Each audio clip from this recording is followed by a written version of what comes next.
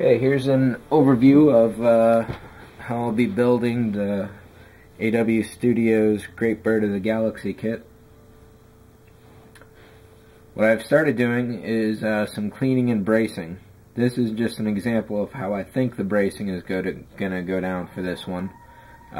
Most of these are not glued on, but this is ready to unclamp, I think. So I don't have any, not quite ready to unclamp. But bracing everything is going to stop the wobble that's happening, and the lower hole shows that off even better. So let me actually throw some quick glue down here again. I'm planning on doing a blend of regular CA, the gel stuff around corners when those are set, and then probably puttying over everything. And let me just throw this down and we'll move along to what's next. Now, obviously the one thing you definitely don't want to do with bracing is pinch any curvature that's going on, and the bottom hole shows that off better. This might be ready to come undone. Yep. Probably this one. You can see that the middles here are loose, and that's because I have no clamps that will reach down that way.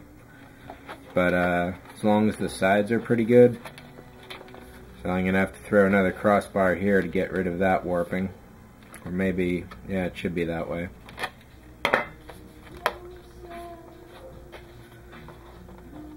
So this one here is still a little loose.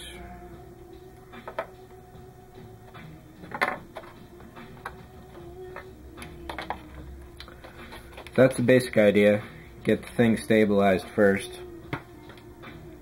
even with the wings. I can't really do this is just a mock-up. These aren't glued at all, but I can't really figure out how this is going to be braced until I actually have the body ready and the nacelles, because I don't know if I'm going to want to extend the sticks into the other pieces or have them rim the edge. So we'll see how that goes. One of the major things has been cleaning the pieces. This is one cleaned wing, the other one hasn't been cleaned yet. But you can see how you're going to get a fairly decent join, and this is going to be a fairly slender wing overall. Whereas the original piece is much thicker. So basically, this entire ridge has to be cut down all along that line, and keeping it even on all the sides, which is definitely the trick, for me at least so far. This one cuts under here. Nope, cuts right there. So I've been using a semi-dull X-Acto blade and dragging along a couple particular small sections at a time, just kind of whittling it away so that I don't actually make any really deep creases.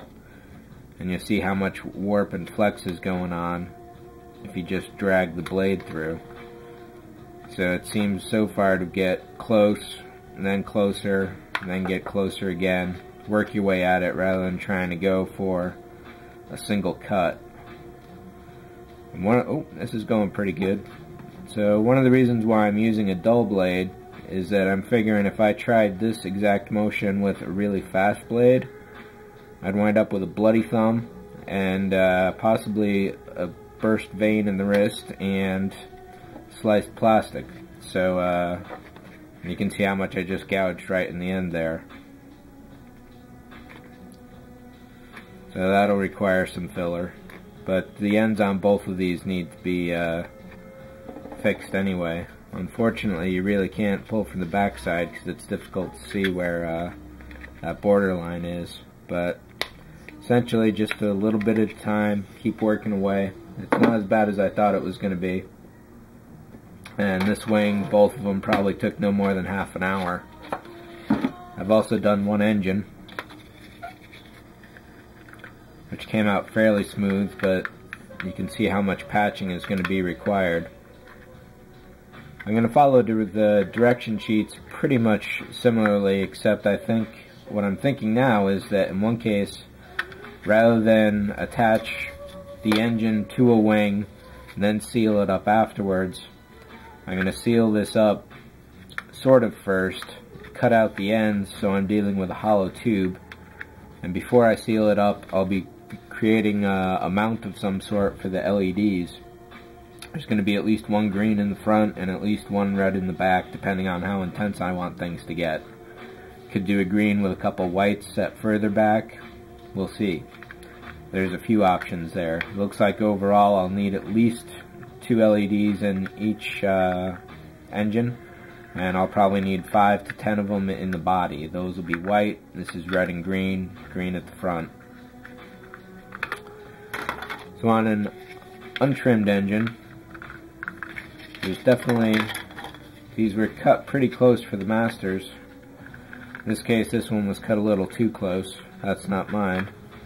You can see there's generally a ridge around everything that needs to be cleaned up. And that's the major hassle of it, I guess. I don't know if I'll be buttressing these with a popsicle stick like this, or if I'll just be going with a sheet of styrene. If I go with this method, then I may be able to incorporate some kind of screw device. Not that this is the correct direction here, but just to show you the idea. I may put some screws in between there if possible. It's something to think about, but not something that I'll definitely hit. So really, I guess that's mostly about it. Once I've got all the woodwork inside set, I'll be going next to probably painting it all black so there's no light leak. And I'm thinking for a mounting point of doing something rather novel and getting some really powerful magnets, neodymium, if I'm saying that right.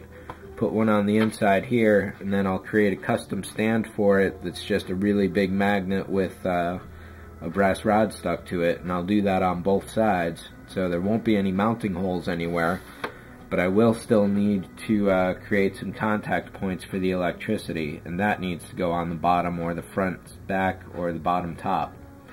I don't know how I'll do those yet. I was hoping there might be a way to get away without it, but no. So maybe I'll even put them in the wing somewhere, I don't know, but probably front and back or top or bottom for the electricity, and that's going to be going along concurrently with this build. I'm doing a lot of other scratch builds right now, so I can bring this into the fold, and I'm going to push this as far as I can over the next couple weeks. So I think that's about it. Thanks for watching, and I'll catch y'all later.